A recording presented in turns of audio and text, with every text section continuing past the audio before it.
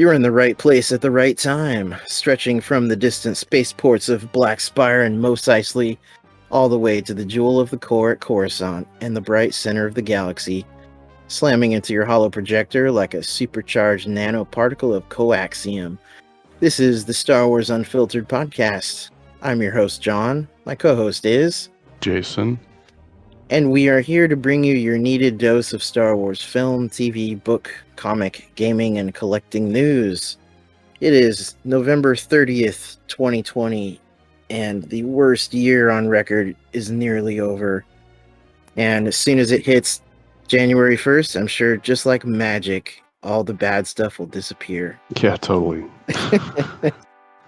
All right. So, we have some sad Star Wars news and some pretty good Star Wars news mixed in.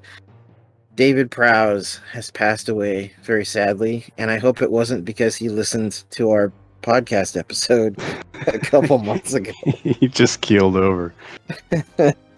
No, it is sad because you have to be objective when it comes to these things, and obviously we've been critical of David's relations with Lucasfilm over the years, but at the same time, I guess he always kind of played the victim, like, because of being barred from things, and then maybe he couldn't make quite as much money if he had been able to do more official conventions and stuff.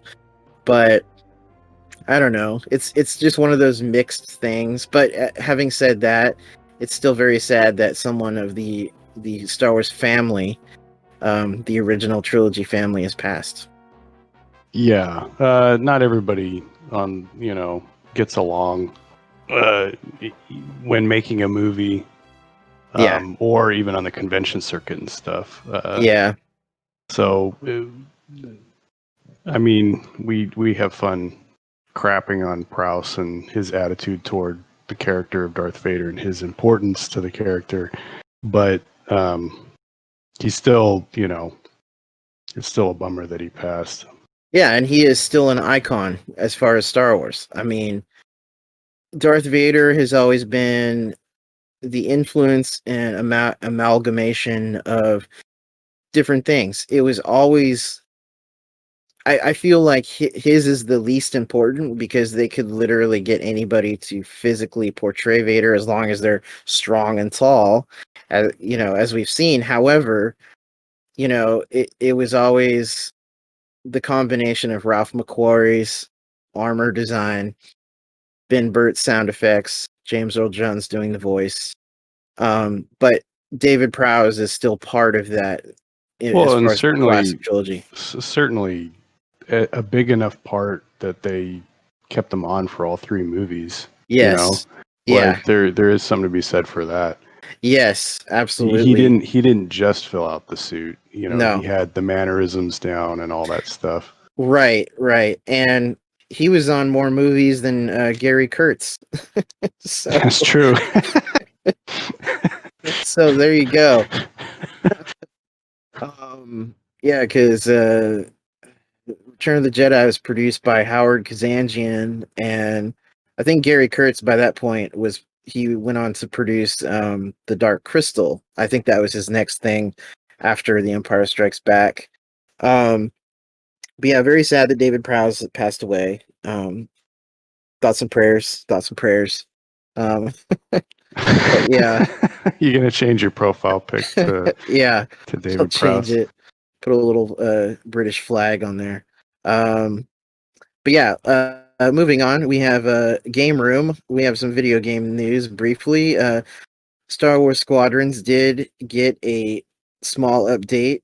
They are getting the B-Wing and the TIE Defender, which I think was kind of inevitable because when you saw the roster of ships available at launch, the fact that there was no B-Wing was definitely like, hey, what's going on here? And that was, it ties right into the original X-Wing release because B-Wing was a later addition to that game. So was the Defender a later addition to TIE Fighter as well? Because that no, but it was at the end of it was like the last campaign on the original launch game. Okay. So you had to unlock it. It was like right. you had to go through, and I don't think it was unlocked until the end of campaign 6 of the 7. And then, although when you got the Defender of the Empire expansion, there was most of those missions were you flying the TIE Defender with the advanced on a few, and then the missile boat was like the other big unlockable on that game. Okay. But yeah, that is super cool to see more of the TIE Defender, especially because I think among ship fans, that was always, especially us being also TIE Fighter fans, that's just like iconic Imperial starship design, as far as it was so fast and it had ion cannons and hyperdrive, and it was a cool design. And well, it's iconic and important enough to where they actually, injected it into Rebels as well. So yeah, and that was another thing that I was just like, wow. Not only did we get Thrawn, we got the TIE Defender, so that was cool that it was recanonized in recent years. And I guess there's new maps added to the game. I think there's 1 or 2. I think just for the multiplayer, but we'll probably have more thoughts on Squadrons once we actually play it. I'm still kind of avoiding footage of it. I'm, like I've seen a few videos, but I'm not watching anything that's story content because I want to experience it. Yeah. So, but yeah, it's coming close. Either next month or January. I'm Well, it's guessing. funny. It's funny that we were excited to play it and stuff, and we sort of lament the lack of future expansions or DLC for it, but not buying it right away doesn't help that matter. Yeah, we're not contributing to the bottom line. No, when they're making those decisions, but it's nice that there was a little update. Yeah, it's good to know that they're at least EA is watching how fans react, and I think they're kind of gauging things based on how much they like what's out there. Yeah. So that's at least good. And so yeah, we'll have more thoughts on Squadrons as the months go on.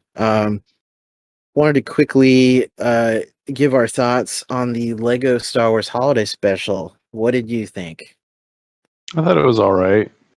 To me, it seemed like when I was sitting there watching it, it almost seemed like, well, they wanted to remake the saga in Lego form, but then somebody axed that maybe early in production, and so then they just used the assets that they had created to inject Rey into scenes from the classic saga. Right.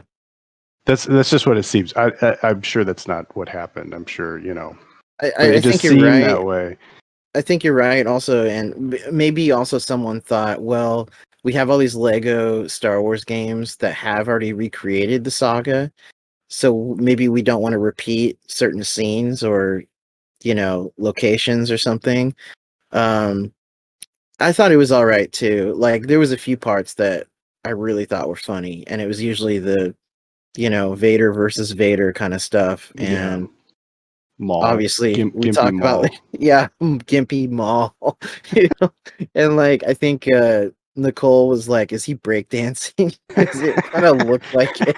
He needs a little piece of cardboard to throw down on the street so he could breakdance. Yeah, so that was funny, and I like the Han and Han shooting at Greedo and that stuff. I will say, I wish in a certain way I hadn't have seen the trailer, because most of the funniest parts were in the trailer, and if I just ignored that and just watched it, I think I would have gotten more out of it. But yeah, it was all right. One of the things I noticed is they kind of just lift the characterization of and the relationship between Palpatine and Vader from the Robot Chicken Yes, Star Wars parodies. Yes, and even like Palpatine's, voice and the way he talks and stuff. It's way too close to Robot Chicken. And it sounds nothing like Palpatine. It's just kind of like a parody exaggeration of any generic villain, really. You know, he actually, you know who he sounds like? He sounds like the Joker by Mark Hamill. He has this similar cadence to it, and because he speaks quickly. He doesn't draw his words out like Nick Jameson or Ian McDiarmid.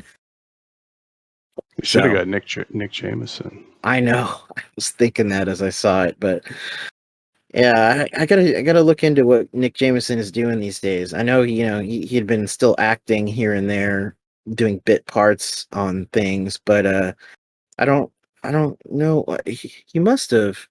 I think he's done some Star Wars voice acting, and I know I saw his name in some recent credit from the last 5 years, but it might have been. It wasn't Rebels. I don't know. Maybe it was a video game or something. But I'm sure he's getting plenty of work. Yeah, he's getting work. Voice actor. He doesn't need to do the Foghat reunion anytime soon. The only other thing about the holiday special is definitely, if you're not a fan of Rey, probably didn't like it. Yeah. Injecting her into all of these classic scenes and stuff. Right. And luckily, I didn't much care for injecting her into the final, the end of Return of the Jedi. Yeah. Oh, yeah, for sure. That felt kind of forced, and I mean, it's hard to be critical of Lego because it's just fucking Lego. But still, at the same time, I would have preferred just a more general holiday special that just kind of gave, I don't know, a little mix of more characters. They really didn't do much with the Disney characters. They were kind of there as like a side story, just popping in with them every now and then. But I did like seeing Mando and I'm not going to say his real name until we talk about Mandalorian. I did like seeing him and the child in that 20-second scene where it wasn't just that, but it was like you hear the Mandalorian theme, and then it was like, yay, Lego Mando. Yeah, that was pretty good. So that was good. But yeah, and then just seeing the portal open and Legos just dumping out from universe to universe. Oh, and then Foden Bead. I don't care what universe you're from. That's gotta hurt. Was actually really good. Yeah. Finally, after 21 years, that line actually made some kind of sense. Yeah. That line always bugged me. Bugged me. Well, what's funny is whenever I hear it, as you watch the movie, you remember old memories of conversations and stuff. And whenever I would hear that line when I watch it, an old comment on the Jedi Council forum would always pop into my head, and because someone was like, "Well, he's clearly talking about canon universe versus the expanded universe," and so I always thought of that at the time, and it just makes me smile. That's funny. Yeah. So Lego Star Wars Holiday Special, it was okay. It was I would say it's okay. It wasn't great. It wasn't bad. No, it was just I give it 3 stars. 3 stars. And we got Lego Lumpy in there, so that was something. Just briefly. It's great. Exactly what I wanted. I didn't get my Lego B. Arthur though, or Lego Art Carney, which makes me very sad. I think it was a missed opportunity. They could have injected more stuff from the original holiday special, at least make fun of it or whatever. Yeah, that's what I was hoping for. Like, go to Kashyyyk, or something, at least something. But, all right, we saw Lumpy, we saw Itchy, we saw Mala. Maybe they didn't want to dredge up too many ghosts from the past. But come on, it's been 42 years. That's the joke, right? The joke is that it's a holiday special. Like the joke is the holiday special. Like I don't know. Yeah. Oh well, maybe we'll get the sequel. Yeah, maybe. All right, so let's talk about the Mandalorian. I just finished a rewatch of season 1 finally, which is something I'd been meaning to do for over a month now or longer. And I hadn't watched almost all of it since the end of last year. So it was actually cool to kind of understand the context of some things that then paid off a little more later.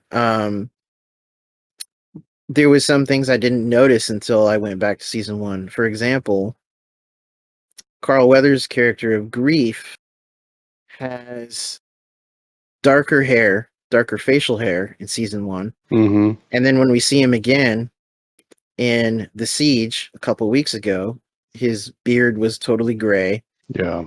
And either he was making more credits in season 1 and dyeing his beard, which is likely, or season 2 jumped ahead in time. Now we know it did at least a little bit in time because Navarro is doing a little better, and it seems like Grief and Kara have been around there at least 6 months at least, making it a nicer planet.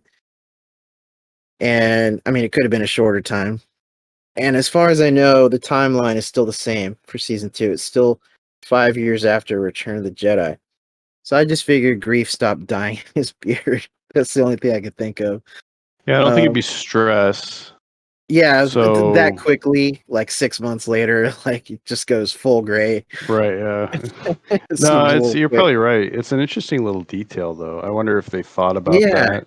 Because I yeah, mean, there's people that their job is continuity on right. television shows and stuff and movies. So Maybe it was just a really subtle thing to say that Grief, maybe he's more at home with himself now that he's going the straight and narrow path, and maybe that's indicative of him accepting how he is as a person and just life in general. yeah, Whereas the old Grief was obviously concerned with credits and was going to sell out Mando to the Imperial Remnant, and he was more definitely more greedy in season 1.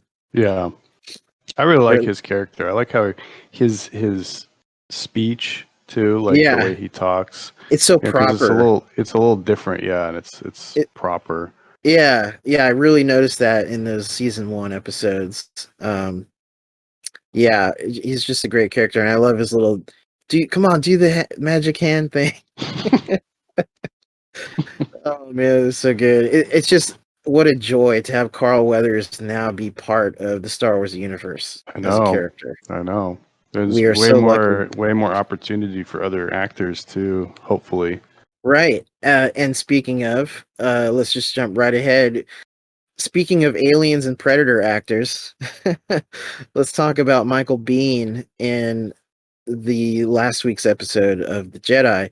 Now, I was sad that he apparently died because I kept telling Nicole through the episode, don't let Michael Biehn die. No, I want to see right. more of his character. And yeah, he went the greedy dark side route and was shot. Yeah. I was really hoping he would become some sort of reoccurring character. I know. Because Damn it. it would have been nice if he was like an Imperial, but he's not.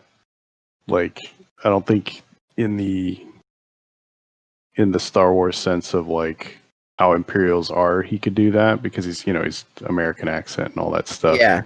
Yeah. So the next And best thing is for him to be like a hired gun. All Imperials must have a British accent, Yes, of clearly. course, of course. Yeah, he's not from the inner core. Yeah.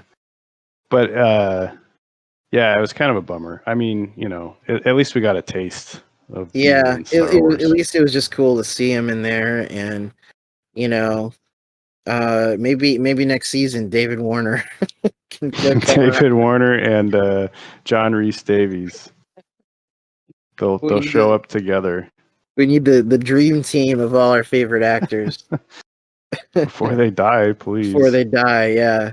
Um, did we already talk? What is David Warner doing these days? Has he retired, or is he still going? I don't know.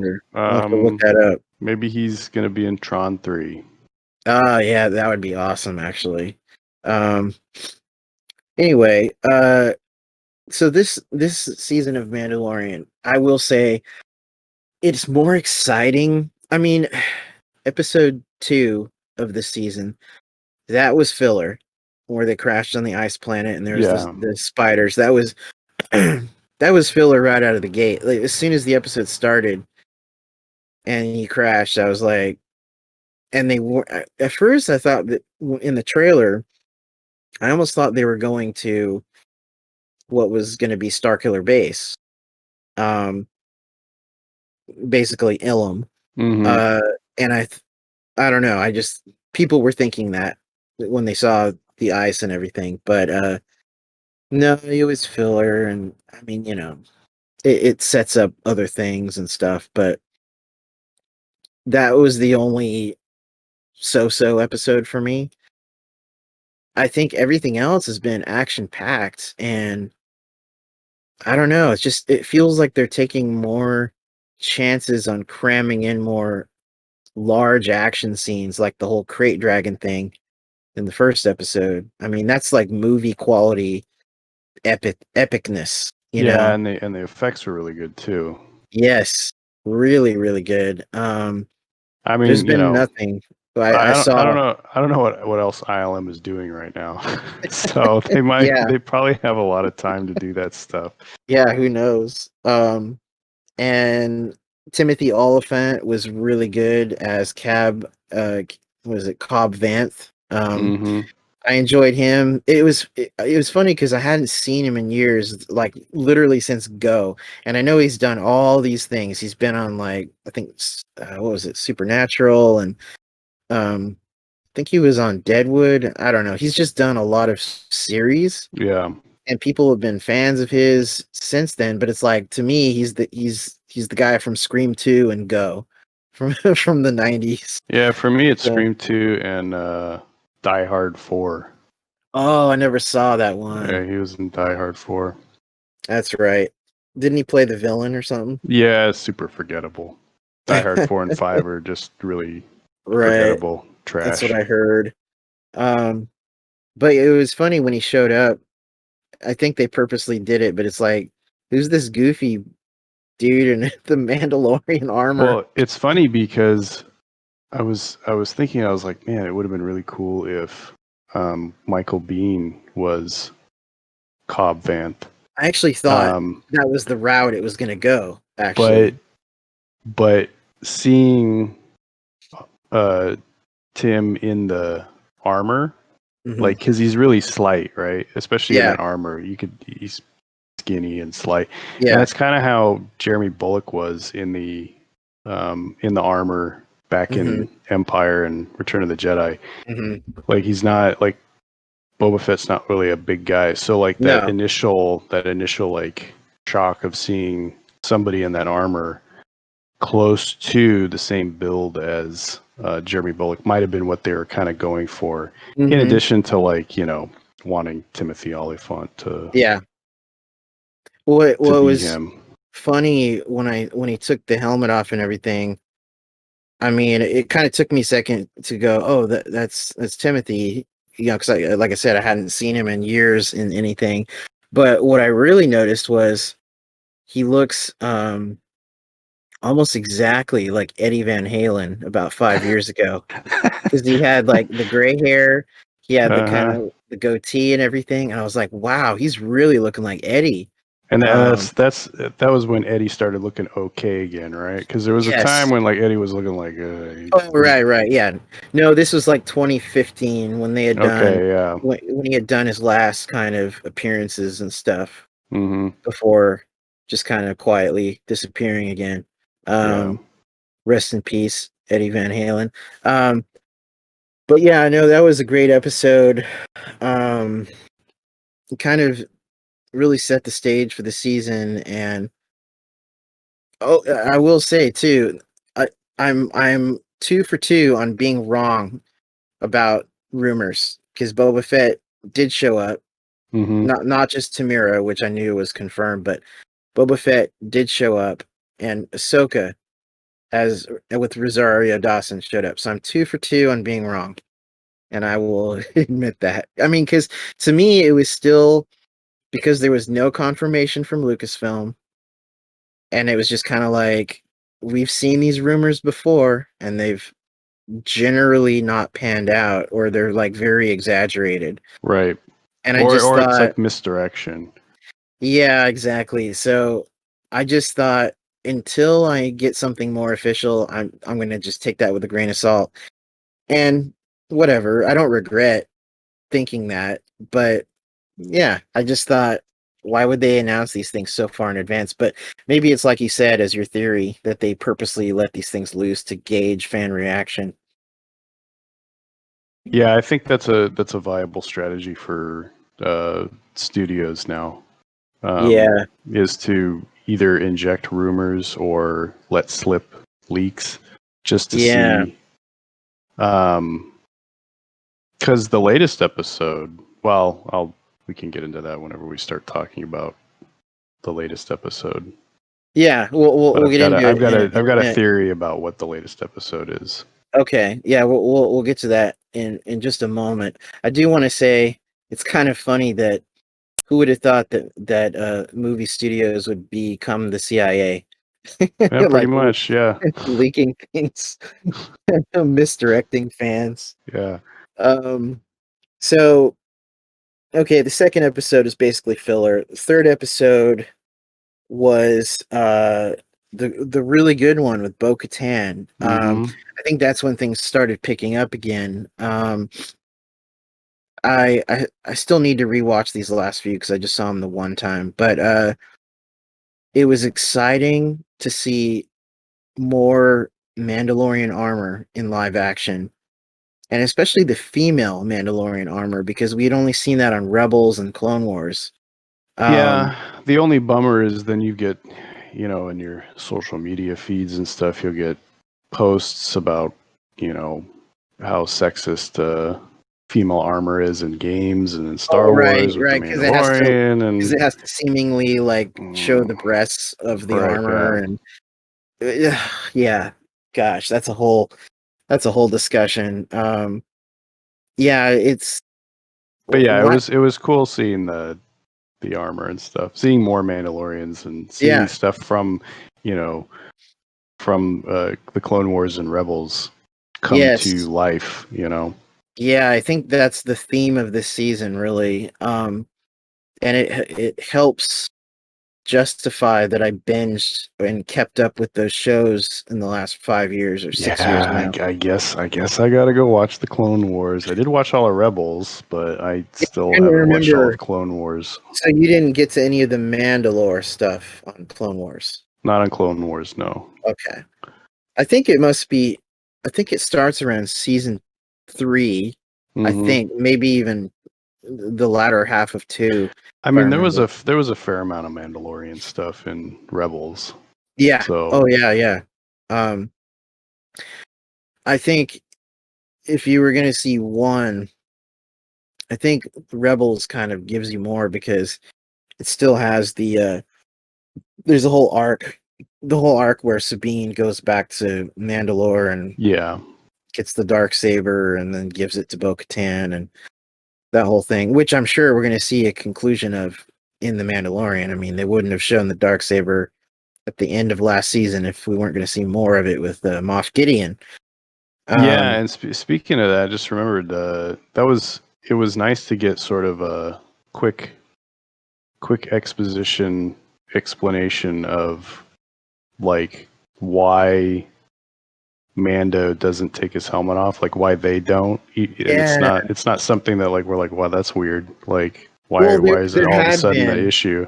there had been fans that were kind of like overtly like I don't want to say pissed about that, but they were like, I thought this was the other thing with the Mandalorians to where they can take off their helmet. Like they're all like second guessing what they saw on the show, and it's like, well, just like anything, just wait and see. Maybe there's a reason. This is a little further down the timeline than Rebels by 9 years. So obviously, and I mean, yeah, I like the way they explained it really quick. Just like, all right, he is, what did they call it? The Watch, I think. Children of the Watch. Children of the Watch, that's right. Yeah. So that was really cool. And the fact that they didn't take long to explain it, just said a couple lines and then they're fundamentalist Mandalorians. Yeah. Yeah, exactly. And I think it's clear that they're setting up to where either at the end of this season or the next or whenever, eventually he's going to start taking his helmet off more. I think we'll see. I think that's the or not. Who knows? We'll get Pedro back and you'll be excited to play Mando again if they start doing that. Right. Yeah, because it's all about him and Space Pikachu. Mm-hmm. So another great thing about the Heiress episode, it was cool seeing like some Mon Calamari in Target sweaters and we need an outfit for this Mon Calamari. Oh, here, I got this sweater. I got this sweater you can use.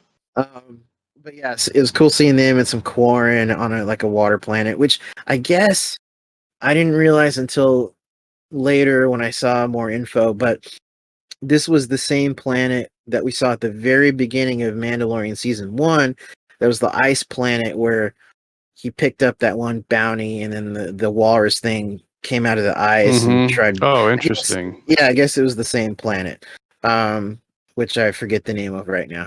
But or it was Trask. That's right. It's Trask because that's where the dude with the frog lady was meeting up. And let's get into that briefly. Let's talk about the controversy, quote unquote, of the whole egg eating from I believe that, like the leaks and rumors that studios put out, I think some of this controversy gets put out by studios to drum up clicks and conversations. Yeah, now that you mention it, I think, or at least at the very least, they don't mind it because controversy is always going to lead to more viewers and more clicks. Yeah, bad news is good news, as they say. I just in one summation, one line that I've occasionally been commenting on threads, I've been saying vegans ruin everything. That's really what it is. It's just vegans because they don't eat eggs, they don't have dairy. So even a fucking egg of a CG spider, they will somehow ruin it. Well, the spider was one egg, but then the frog thing. The frog eggs. Yeah, I mean, it's a fictitious thing, and that's what everyone's saying. It's fiction. It's a CG, or even if it's real, it's fake. So that's why I think that's what makes me suspect that it's either, like I say, it's manufactured, or like you say, they just don't mind. Like, yeah, there's plenty of sites that will come up with stuff for clicks. So it doesn't have to be manufactured by Disney. It could be manufactured by yes, BuzzFeed or Screen Rant or whatever. I think that's true. Wants to get clicks on their website. I think that's true because the way the Vanity Fair article, which is the original one, that kind of was saying that the headline was Baby Yoda has been canceled. And it's like, that's kind of a grandiose headline. There's been no canceling. Just he's been trying to get canceled by certain commenters. But anyway, that's whatever. It's just people being stupid again. And I think it's the kind of thing in the past would have just been brushed aside and ignored, but because of the internet, everything's highlighted and thrown in our face by. Well, if people want to be upset, by my count, there's more of those frog people than there are, Yodas running around, because Yoda's dead. We don't, presumably Yaddle's dead. Right. This is not a species in need of genetics to survive or anything like that. Yeah. they're not dying. They're not dying off. So, and obviously there's a lot of eggs in that thing. So they didn't notice that 2 or 3 were missing. We're spending way too long on these eggs. Yeah, that's the highlight of the podcast here. Anyway, I had to talk about that really quick because it's crossed my mind. Other things in that episode, I wanted to say it was really cool to see a Gazanti freighter, which is the one the Imperials had. That was used a lot in Rebels.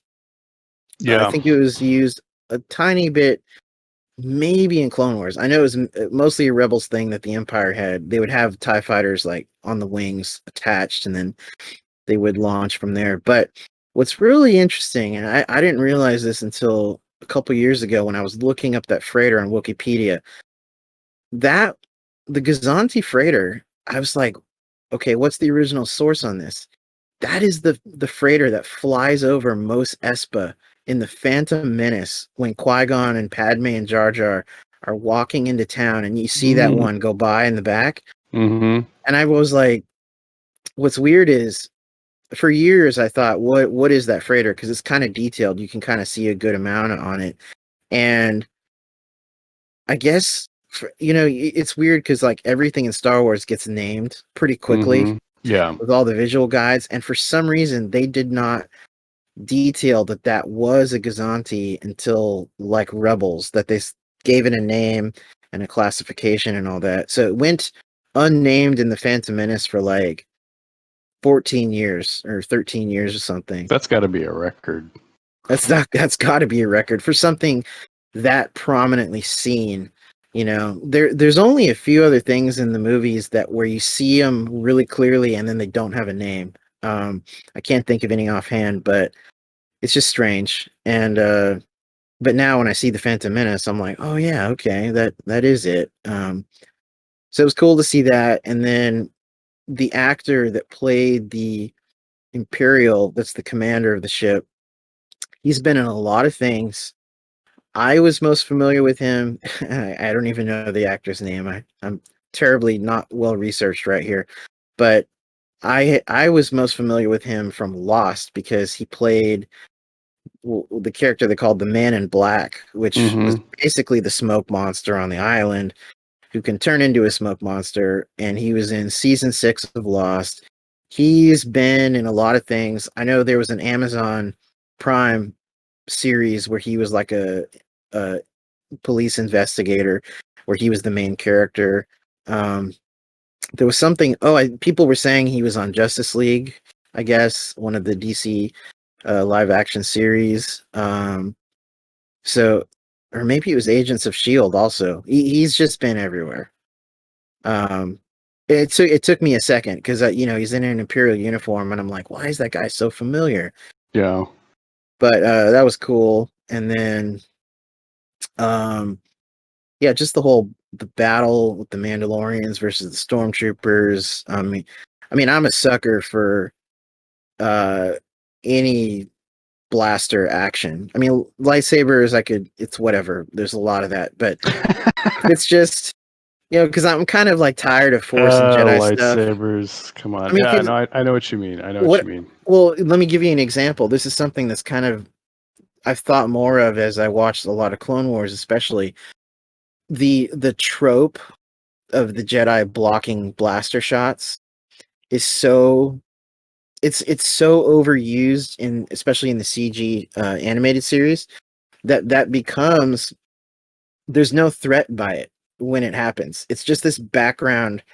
It's like when you want to make something look very Star Wars, that's what you do. That's true. You just throw Jedi and some battle droids, and it's just like beer, beer, beer, beer, beer, and there's absolutely no threat. Now, when we first saw it, when Luke did it on the sail barge, I think that was the first time. I don't think, did it ever happen in Empire? I don't know. I think Return of the Jedi was the first. He doesn't. I don't think Luke activates his saber on Cloud City until he faces Vader. Because he's holding the blaster the whole time when he's tracking down. Right. He's trying to catch up to Leia and Han and Carbonite and all that stuff. Oh, technically, technically Ben did in the cantina, but it was so brief. It's just kind of like, yeah, you hardly see it. You don't even really see the blaster shot. You just kind of hear it because it's cutting away to aliens. I think when you hear it. But okay, technically that was the first. But so the classic trilogy when it did it, and Luke absorbs the training droids shots. Oh, right, sure. So they did demonstrate that you could block shots that way. So basically, what I'm getting at is, it was a special, really cool thing when we saw it back then because it wasn't overused. But then because really starting in like the Phantom Menace with Obi-Wan and Qui-Gon on the Trade Federation ship, it was even more cool because they're doing it a lot. It's like, whoa. And then, but by the time of Attack of the Clones, with the Battle of Geonosis, that's where it started just becoming not really a big deal because, well, it is noise. It is. There's that scene, I think, in Revenge of the Sith when Obi-Wan and Anakin are running up to the droids. I think it's when they're going to the bridge of Grievous's ship, and the one droid is just unloading and directly into Obi-Wan's lightsaber. Right. It's just like a minigun unloading shots. I know. It's when they're in the room with Palpatine. He's going up the stairs. Right. So it was when they were going to Palpatine before they face Dooku. Yeah. And he kind of just flips his saber and takes out the droid, but right. He just gets like point blank. Yeah. I do love that shot. It is that's a great example. So that all became noise. So anyway, but even that, like, I mean, Lucas could be like, oh, this is becoming like cliche of, Right. Well, and okay, so when they started doing it ad nauseum in Clone Wars, almost every episode, it really became noise then. But then again, that's a show I still contend is primarily focused on younger viewers. Oh, for sure. And so it's just kids are going to like that. I mean, I do like it. It's very Star Wars, but it's like, oh, there it goes again. It's just like seeing ships in battle and there's just lasers everywhere. Even that's not special anymore. It's just like, okay, it is what it is. I'm focused on something else. But yeah, so I like blaster battles. I like Mandalorian blaster battles in Imperial ships, but yeah, that was I prefer blasters versus blasters or grenades or missiles. Lightsabers versus blasters has become tiring to me. Yeah. So it's another example of me enjoying that the Mandalorian was becoming its own thing and getting away from the Jedi, but then no, that was not to be. We had to introduce Ahsoka. No, I'm just kidding. I make it sound so horrible. No, well, I have a theory about all that. Yeah, go into it because we don't really need to cover talking about the Siege episode. That was just what that was. There's but there's some big things in that. There's some big implications. Oh no, there is. The Siege. Oh, there is. Okay, but tell me your theory about. Oh well, as far as Ahsoka and the Jedi episode it's to me it comes off as kind of a backdoor pilot. It's not as if now it's going to be like a show about Jedi or Ahsoka's going to like show up, from time to time.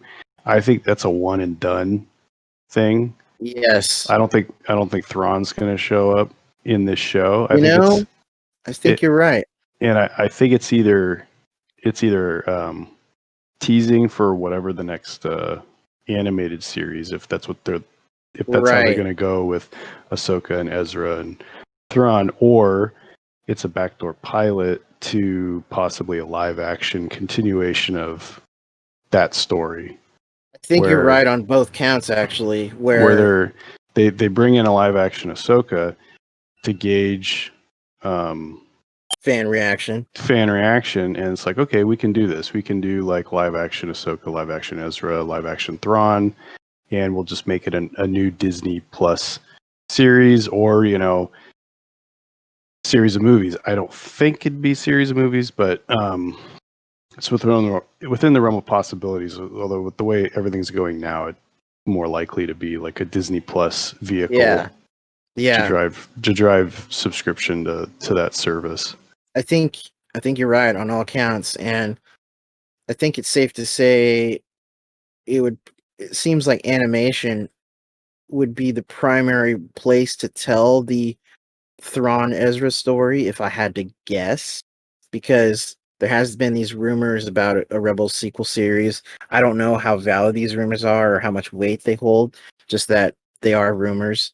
And Resistance ended last year, so, and I think Lucasfilm Animation as a company and Dave Filoni, obviously he has the Bad Batch coming up next year, but he's always kind of juggled two things at once. Actually, three now because he's still with the Mandalorian. But yeah, I think there is something coming down the pipeline. I think with Thrawn getting all these books in recent years, and now Ahsoka name dropping Thrawn, I think it's clear that we're going to get an answer to what happened to him and Ezra in the unknown regions. And it's interesting. Well, okay, let's before we go any further into the Jedi, we should talk about the Siege. What I want to say about the Siege is basically I feel like I don't know how much directing Carl Weathers has done for TV or whatever, or if he ever has, but I feel like just as a straight up Star Wars action episode, just mostly action, he knocked it out of the park. Now, yeah, it was really fun. It was a fun episode, and I think what I said and Nicole said and other fans, it was like, whoa, this is like a Star Tours ride, this whole episode. Yeah. Jumping in the speeder and going down the canyon. It was like the Death Star trench. Got TIE fighters chasing him. You got speeder bikes. It was just exciting. And then you're breaking into. Who did I say this to? Maybe it was to you and Jess. I said it was like the Star Wars like plot starter kit. It was like break into an Imperial base, get the codes, turn on the reactor. It was a canned RPG campaign. It was. That's what you said. It was. It just because I've read so many of those West End games, like adventure modules, and it's always the same. Break in, get the prisoner, turn on the reactor to explode, set up the detonator, escape from the TIE fighters. Tease some big thing. Because they teased huge stuff with the... Right. And it seemed like a filler episode, and then right there at the end, there was more. Ooh, there's clone tanks here, and they name dropped the midi-chlorians more or less. Right? They said, what did they say? M count. M count, and we all know what that means. Yeah, we all know that means the Mandalorian count. No, just kidding. It means the. How many Mandalorians does he have in his blood? Thank God it wasn't the J count. It would be like how many Jar Jars are in there. Yeah, when are we gonna get Gungans in the series? I know, right? We need some more Gungans. We need Bill Burr to make fun of them. But so that was really good, and we kind of get a fogged up kind of clone tank. We can't quite see what's in there. Whether it's like some people are saying, is there Snokes? I don't think there's in there. Snokes. Because I don't think there is either. It wouldn't make sense because all of that is pretty clearly implied to just be happening on Exgol. Yeah, and it's like Sith stuff, and I don't think Joe Blow Moff Gideon is tied into the whole Sith stuff. Maybe, but I don't see it. I think that's his own thing. I think you're right. I think you're right, and I was thinking that between the child having been experimented on, obviously for his midi-chlorians and this and that, I think the people are kind of theorizing that maybe Gideon is trying to pump himself full of midi-chlorians or somehow get force powers in a roundabout way, like chemically. That'd be interesting. Yeah, I mean, and he's got the Darksaber. So maybe he's trying to become a dark Jedi through nefarious means. An adept. That's what they always call them in the old EU. Adepts. Right. Force adept or a dark side adept. Yeah. Dark Jedi. Dark Jedi. Sith acolyte. There was all kinds of interesting terms, or maybe he just wants to be an inquisitor or something like that. But very interesting. And then we also saw he had these black armored things on the walls, and I guess a few days later, someone had on the descriptive text, not the captions, but the actual descriptive text, and it said Dark Trooper. Yeah. So I don't think it's going to be the same thing from the Dark Forces games, but obviously it's a reference to that. It's recanonizing maybe Dark Troopers hopefully in the new timeline. Well, the way that they're displayed, and they have those two scientists kind of like checking stats or something. Mm-hmm. It doesn't seem like it's just going to be, regular people in armor. Yeah, they're either going to be like clones, or they're going to be zombies, robots. Well, zombies, I guess. Because actually, Death Troopers from Rogue One, if you look at the Rogue One visual guide, they're actually like cyborgs. They're stormtroopers that have been augmented with cybernetics and stuff, and I think it mentioned something with dead flesh or something. It was, I don't know what that's all about, but so yeah, maybe these Dark Troopers are cyborgs or part human clone, part robot. All I can say is I'm happy. It's super cool. Dark Forces is near and dear to my heart, and it's always great when something from the 90s comes back. Yeah, big time. So I hope they make the same creepy sound as from the game. That weird cybernetic sound. Oh yeah, I know. That would be awesome. Okay, let's quickly talk about the Jedi now. A little more about that one. Yes. So obviously the whole episode was kind of a tribute to Akira Kurosawa. Yes, that was great. I saw that immediately because I haven't seen a lot of those movies in years, but they imprinted themselves enough on me that when I see them, I'm like, it's a Kurosawa thing, like right away. Filoni is trying to make Papa Lucas happy. yeah, exactly. Exactly. It is interesting though, because I had a Kurosawa binge in my mid-20s where I was getting Netflix in the mail, and I got like, Netflix would recommend, oh, you saw this, check out this one. And I remember seeing Seven Samurai, Hidden Fortress, Throne of Blood, and then later Sanjuro, and I think it was there was another one. But then so I saw like 5 or 6 Kurosawa movies, and immediately I was like, wow, it wasn't just Lucas wasn't just paying lip service that these inspired him. There's like really direct influence in the way the shots are lined up, and like the stories and the mythological archetypes and all that stuff. So seeing that in the Jedi was really cool, and I thought it was kind of interesting that right out the gate they show Ahsoka. There was no big build up. There was no mystery. It's just like, boom, here she is. So that was cool. It was amazing to see her use her dual lightsabers, which is kind of like her style.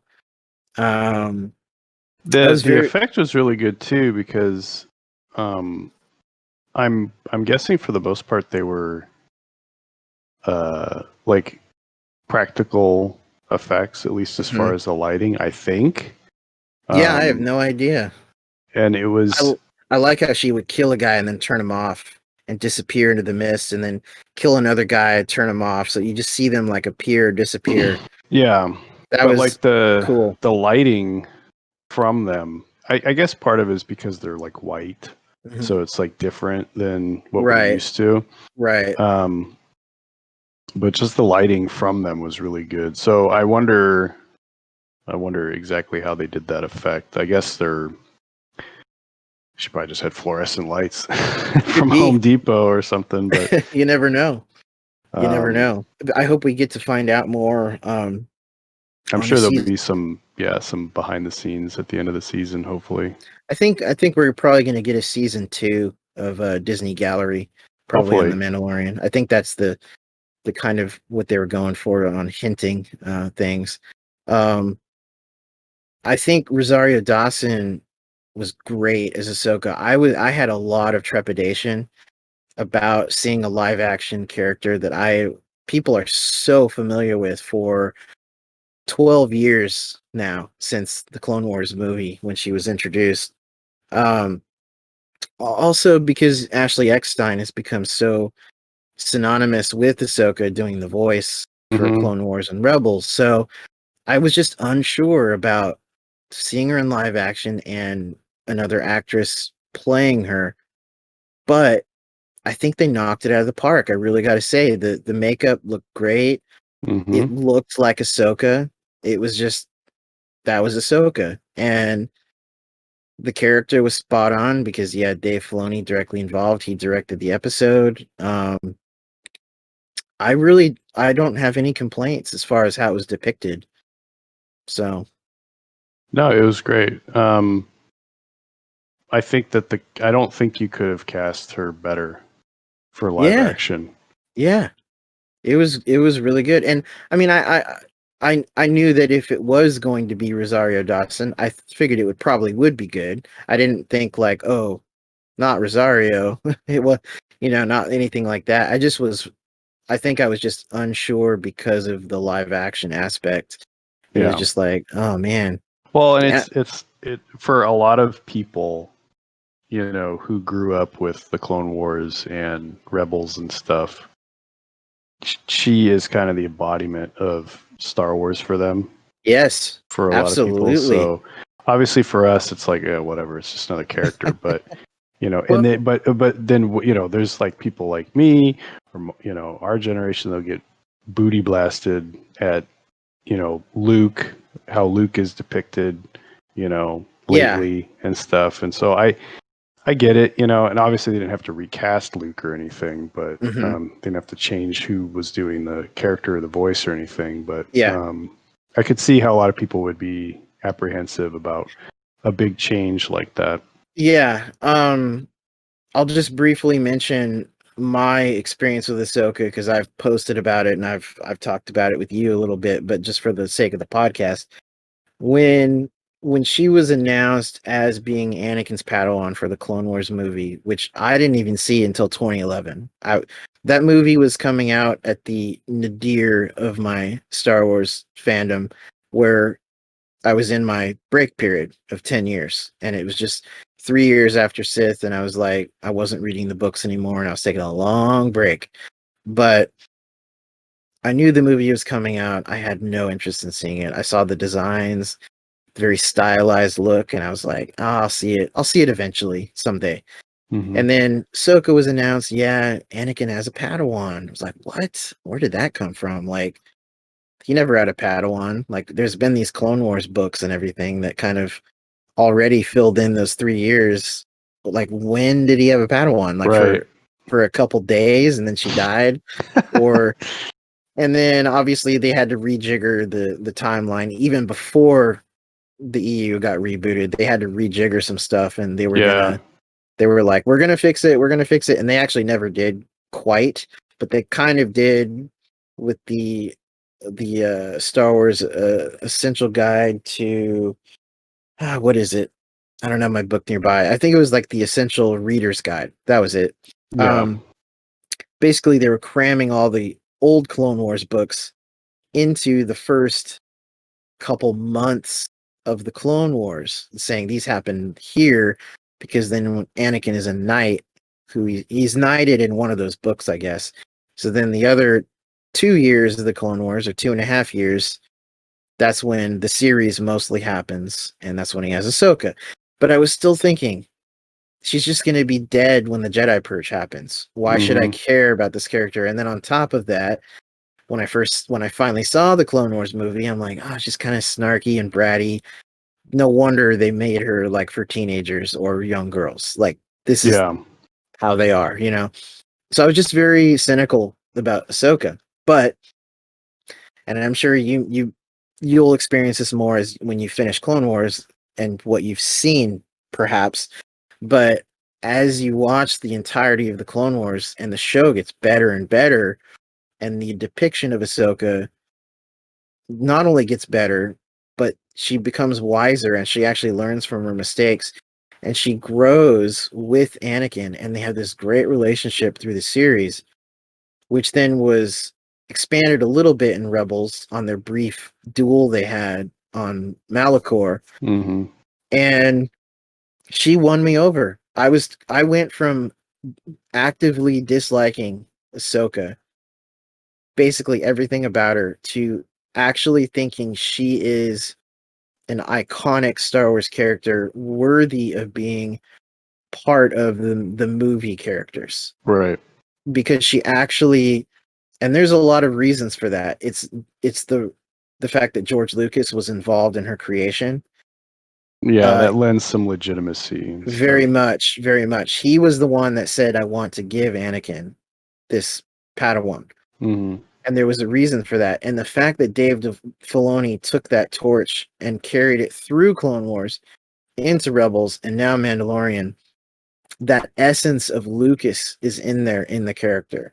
There's a reason for her being a part of this universe as the timeline goes on. So she went from being someone who I thought was dead during the Jedi Purge to actually being vital. And even though it's strange that she seems to have no contact with Luke, which we know there's reasons for, at least during the classic trilogy, because she's off in the unknown regions looking for Ezra. Yeah. But other than that, I'm just curious as to where it's going to go. Like, you know, does she meet with Luke? Has she already? Well, there are, and I kind of wanted to get into this too, with the whole like backdoor pilot for another series, or at least a touch of like a reminding everybody, like, hey, these characters are still out there. They exist at this time period, and they're coming in some form. Right. There are rumors. I don't know how. Obviously, I don't know how legitimate they are. It seems like it still seems like it'd be a huge thing. I think we've talked about it before, where there's rumors about Disney kind of jettisoning the sequel trilogy as canon and sort of just ignoring it, right. Because of the fan backlash and the sour reception that they had. So, it's possible that whatever we think is going to happen or can't happen or is possible to happen, whatever we think is possible or impossible may be anything if they're gonna ignore the sequel trilogy. Yeah.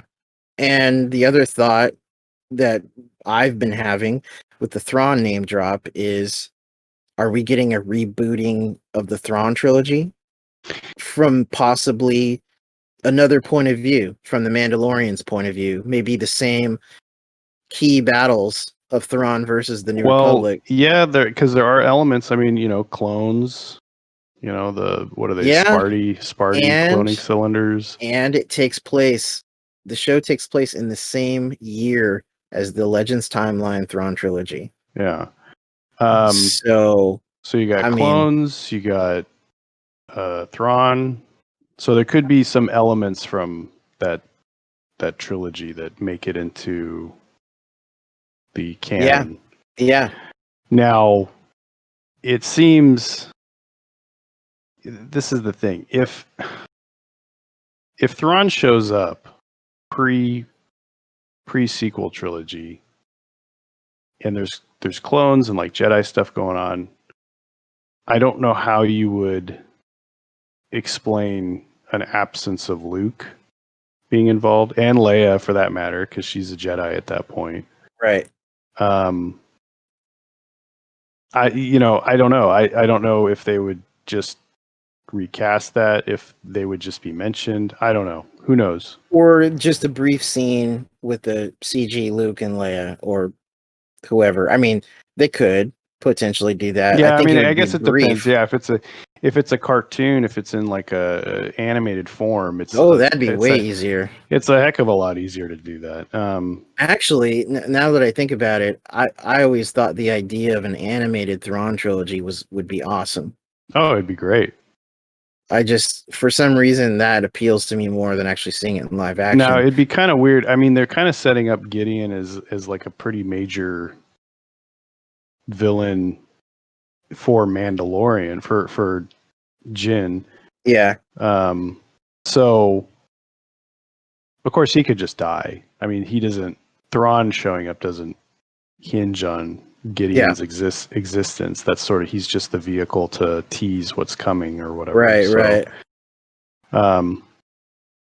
Yeah, we'll see. I mean, it's interesting to think about what could be the implications of Thrawn returning to the normal galaxy. Yeah, like not only like out of the unknown regions, but Thrawn returning to or coming into a live action galaxy as opposed to. Yeah, it'd be great. I hope if they do that, I hope that they cast Lars Mikkelsen. Yeah, I hope that they cast him as. I think they would have to. I mean, at this point, he can do the physical acting of Thrawn. I mean, they even kind of, the way they depicted him in Rebels was kind of tall and thin. Yeah, like Mikkelsen, and he is. I mean, in my mind, when I read the Thrawn books now, we still need to read the next two books. Very true. You're kind of holding up Jess and I. Don't wait for me. Let's get through the cantina first. Okay. We don't need to go there, okay? You thrust the knife at me, I'll thrust one at you. Look, if on the other side of the Tales of the Cantina, if I have the next Thrawn book to look forward to, I'll burn through it, okay? I will power through the rest of those. That'll give me the strength. It'll give me the strength. But I really hope they do Mikkelsen, because he is Thrawn to me now. His voice and when I imagine him, I kind of imagine him, that we've erased the TIE fighter Thrawn from our memories. This rebel stronghold has no hope of escape. Commence the attack. Yes, sir. Yeah. Right. No, because for me that used to be the definitive Thrawn. There had been others in video games that were after TIE Fighter, or even in like audio dramas. The Dark Forces audio drama of Soldier for the Empire had Thrawn briefly, and it was okay, but it was TIE Fighter was the one.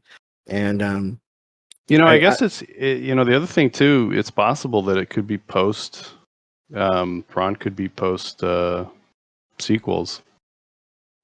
Yeah, you never know. How long does a Chiss live, Yeah, as long as they want them to. As long as the story requires. Right. Who knows? It will be interesting too to see when we revisit the sequel era again, because that whole era is kind of on a break right now. Obviously there's so much, there's so many timelines. They're opening up the High Republic. That's kind of going to be the new playground, I think, from 2021 onward for a lot of things. And but what I originally meant when the Jedi episode dropped, I was like, this episode has a huge ripple effect on so much of Star Wars from this point forward. Yes. I kind of feel like there was a sea change that happened on. It was kind of building up with the Heiress. I think seeing Bo-Katan in live action, played by the original voice actress, that was super big for everybody. And then I think The Siege came out. Everyone was like, that's a great action episode, but it was not like humongous. I mean, it was good, but not like, amazing. And then this one, just like boom, it was just and we haven't even covered Boba Fett yet. What's there to cover? He's we see out in him. his sand people robes. Wouldn't it be funny if that was it? I know, right? Well, I kind of think that might be it, unless he. Well, I think what's going to happen, we're going to see him on the last episode of the season, because they kind of, there's been a lot of shows that do that trope where it's like, here's a thing at the first episode of eight in the season, and then here's where that first episode ties in on the finale. Yeah. So no, I hope we get more of Boba, because I really like Tamora Morrison, and I didn't give two shits about Boba Fett until Tamora Morrison as Jango Fett showed up, because I really like Jango Fett. Yeah, Jango was a great character, and that was when Attack of the Clones came out. That was like our Fett wet dreams coming true, as far as seeing him fly around in the jetpack a lot, shooting the missile off the back, using the grappling hook with the Obi-Wan battle. I mean, even his pistols, right? Like they have pistols. They have a unique sound. Right, and it was like a gunslinger, and he does the little twirl, and then like we see the flamethrower, which we never got to see up to that point. Yeah. So Jango was like just everything we wanted at the time, and I contend that was still something that made Attack of the Clones really good for me. Yes. Same here. And that's why I like Jango so much. Yeah, I watched it again last night because I'm working my way through the prequel trilogy, and so Tamira Morrison was always really good, and I think it'll be interesting to see his depiction physically of Boba Fett, not just doing the voice as he was inserted into the classic trilogy, which I still don't like that as far as the DVD and Blu-ray versions of his voice. I know why. I just don't. I just loved the original voice actor. The original voice actor. It was really good. It was a really good voice. It was all, grizzled and gravelly, and I'm kind of the same way. I mean, as much as I like Tamora, that the original Boba Fett voice was really. It's only because that's our first. If we were younger and we had just heard Tamura, we wouldn't even care. We'd just be like, "Oh, that's super badass, cool." It's because we grew up so many years watching the classic trilogy, seeing it hundreds of times, and we're so used to. If I had only watched Empire, 5 less times than the 2,500 times, maybe I'd be more accepting of a different voice. But it's just like so etched into our heads. Yeah. So when I do see those versions, it always kind of it takes me out of it just for a second. But then that's a whole other tangent. I enjoyed seeing Ian McDiarmid inserted into Empire. I felt like that improved that scene. Yeah. Big time. I mean, there was never a problem with Clive Revel, but the fact that it didn't match up with Ian in Return of the Jedi, it was always glaring. Well, if Ian was shit, right? If the Clive Revel version was better, then yeah, you'd be like, I want to keep that. But and that's the thing. Like, there was no precedent for what the Emperor looked or sounded like up to Empire. Yeah. So he was just this mystery. So, but anyway, I'm looking forward to Tamira. Me too. I hope all I've had the last few years is watching Moana. Him as Moana's dad. Right. Yeah, so he's done a few things. And what's funny is, even though I had seen it at the time in the theater, it was years later, after Clones, or just before Clones came out, that I realized he was the leader of the pirates on 6 Days, 7 Nights, fighting with Harrison Ford. I never saw that movie. I remember when that came out with Anne Heche. Yeah, that was me and my dad. We used to always go into sneak previews at the Oaks Mall, and back in the late 90s, and for some reason they always handed out passes to sneak previews at that particular mall. So then I remember the guy handed us the piece of paper, like, if you want to come to the sneak preview, I think it was just announced that it was just going to be a Harrison Ford movie. That was it. So we went. You're like, yeah, Patriot. Yeah, it's another Jack Ryan movie. Let's do this. Right, we went, and I mean, it was an all right movie. I saw pieces of it again since it came out, or maybe I did rewatch it once. But yeah, it was an okay movie, and it was a fun. I got to see it 2 weeks before it was in normal theaters, and it was good. But yeah, Tamira played this pirate dude and leader of this pack of dudes on a boat that attacked him, and it was just funny, seeing Han versus Django. yeah, that's right. Back then, or but yeah, presumably Boba. yeah, right. And Get in your head. That's not Jeremy Bulloch. It's Tamora Morrison. That's right. And I will say I won't be happy. Just as last season, I'm not going to be happy unless someone says Barv in this season. And if Boba said it, like literally, if Boba just kind of says, the first thing he says, he's like, "You're one tough Barv." Oh, dude. If for some reason he or any character said that, I'm gonna flip my shit. He's gonna say, "You're one tough Barv. Now give me my frackin' armor. I'll cut you, my best friend, for one frackin' cracker." Anyway, overall, I think the season's really good. I'm really enjoying it. I mean, I enjoyed the first season. I'm enjoying this one even more. Yeah, me too. I hope that we just get.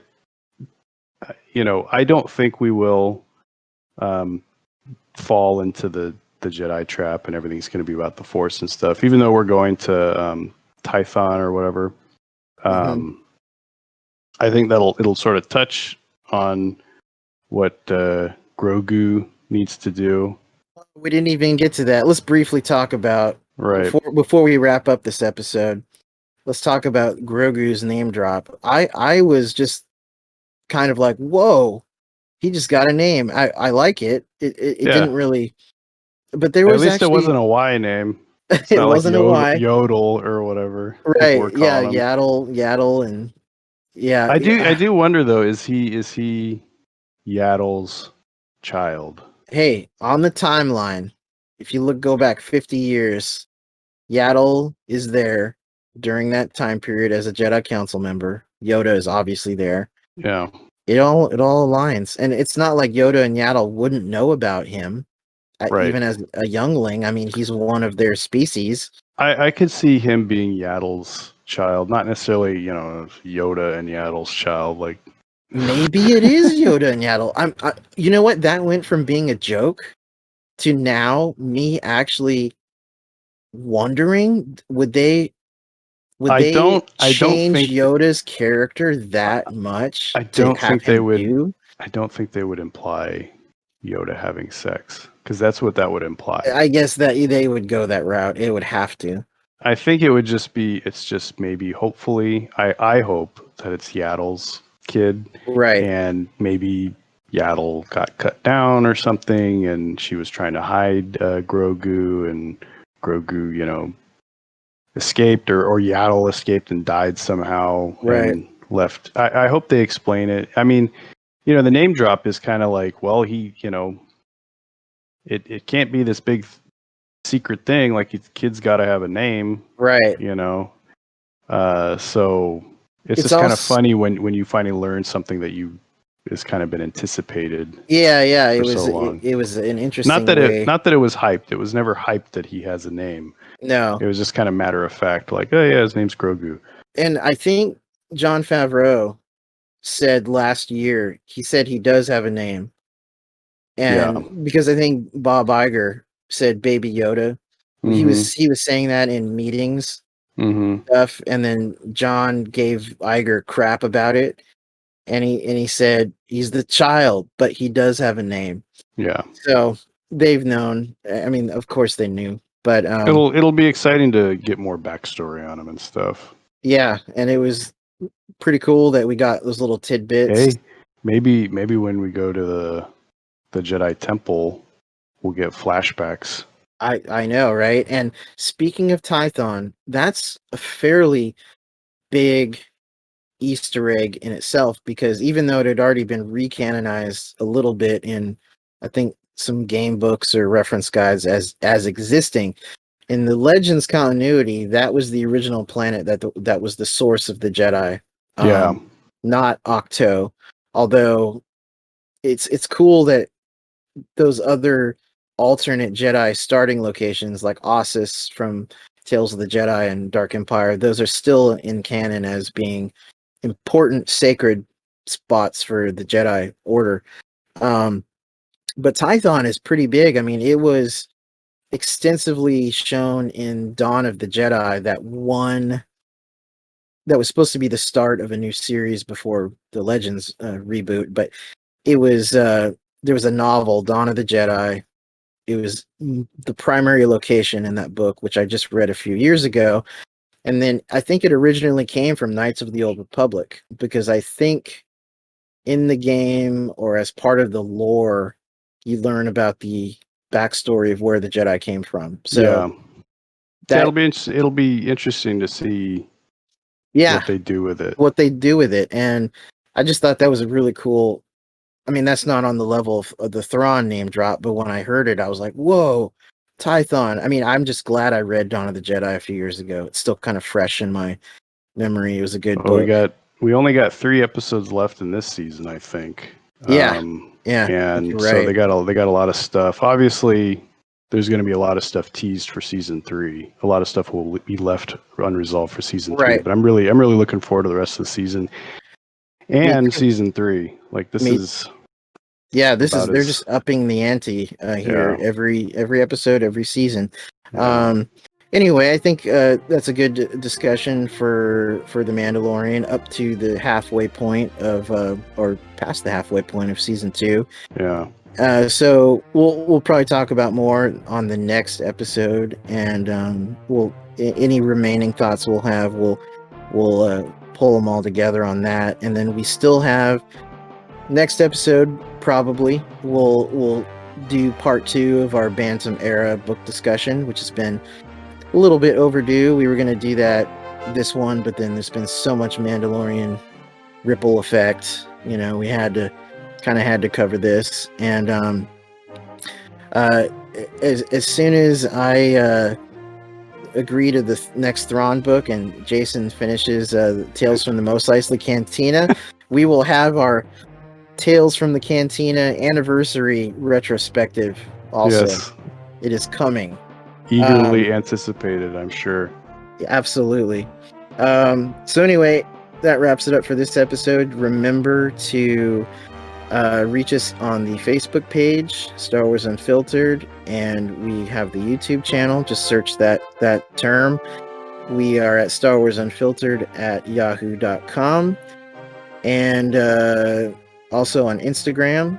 Just look us up, and any comments or questions, whatever, just leave us a comment on any of those avenues. And because I know that the fans are just ravenously breaking down our door with these comments and questions. And until then, we'll catch everybody on the next episode. Good night. Good night.